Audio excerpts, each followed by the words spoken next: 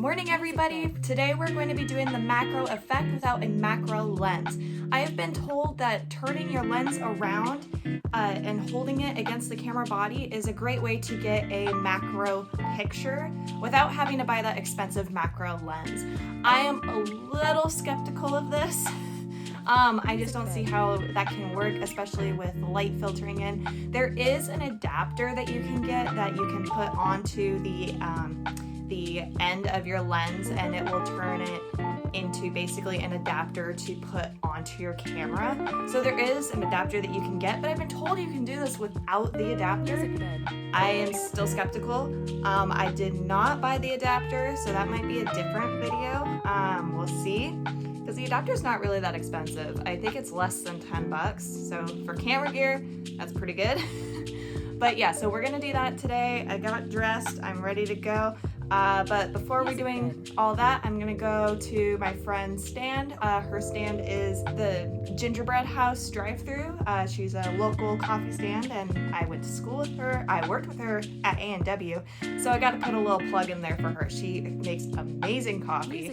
So I'm gonna treat myself to a coffee, and then I have a meeting with my advisor because I'm still in school. So we're gonna talk about my master's project, and then I'll finally get to do this big project for you, this macro lens project, to see if it actually works. I am so skeptical, guys.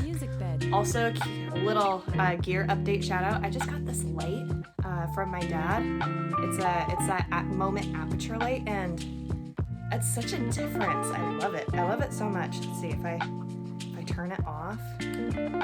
Yeah, see it. I mean, my room's fine with light, but this makes it so much better. But I'm running out of time. Gotta go get coffee. I am actually cutting this super close because my meeting is at 10 and it is 9:35. This is a camera hack / vlog kind of deal, it feels like right now, but we're just gonna go with it. We're gonna see where it takes us.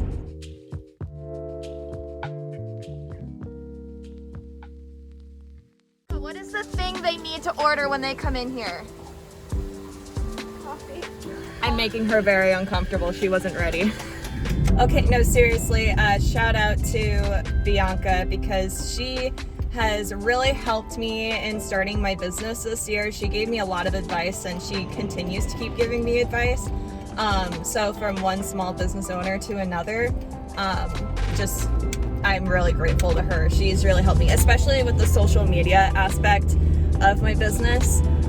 She's been fantastic. She has great advice all the time. So I think she deserves a shout out from my business. Even if not a lot of people see my videos or really follow my business, it could still potentially be one more customer in her drive-thru. All right, I still haven't tried my coffee yet, and it looks delicious. That's so good. Yes. It's 11 minutes before my meeting to get home. Oh!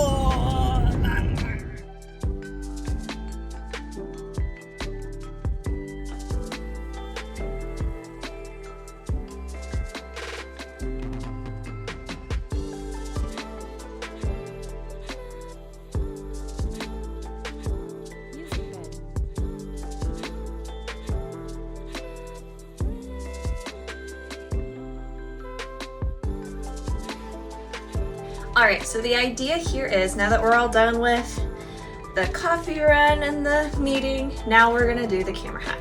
So the idea is, supposedly, I'm still skeptical, that you can take a lens, hold it carefully against your camera, trying not to scratch your actual lens. This is why I'm skeptical of this, and that it will produce the effect that you're looking for. So we're gonna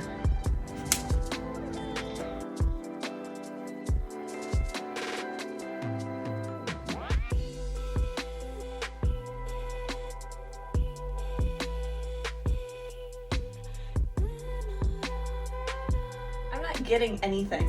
Like, I'm not getting a picture at all.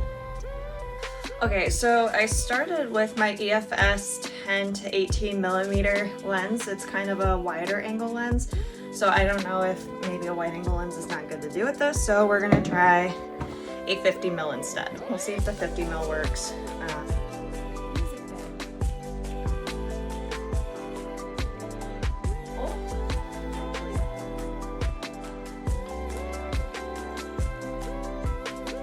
These aren't like the cleanest photos ever,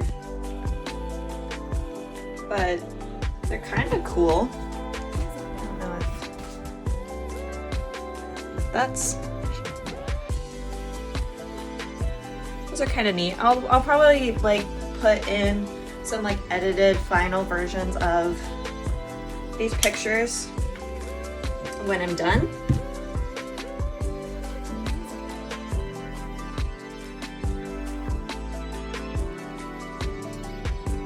Well, okay.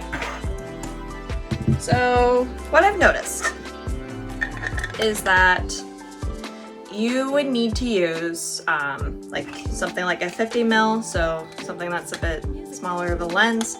Also, I think it's safer on that glass anyways, because on that lens, the like this part in the front actually kind of fit in here a little bit, so that worked better for me in that regard.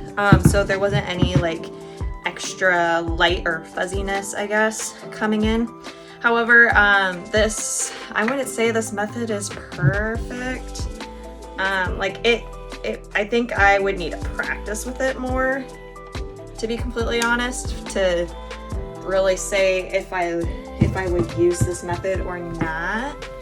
But I guess in a pinch it's fine, but if you're wanting to really get into a macro photography, I would either get the reversible ring, see if that actually will work for you. I think I might get it and try it out, just because I am curious if that works better or if it's about the same result.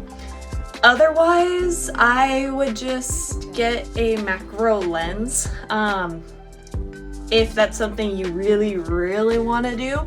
If you think you're going to take a lot of macro photography, I know it's a very niche field or hobby, I would just get the lens, because you're going to get better results and you're going to be happier with those results than if you use this method, which is just turning the lens around, which isn't safe for your glass either.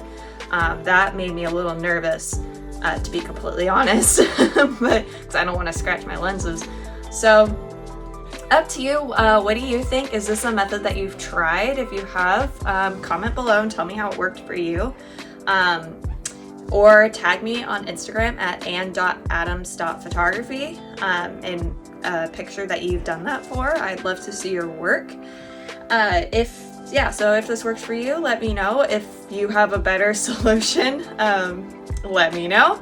And I'll catch you in the next video. Like, comment, subscribe. We'll see you next time. Bye.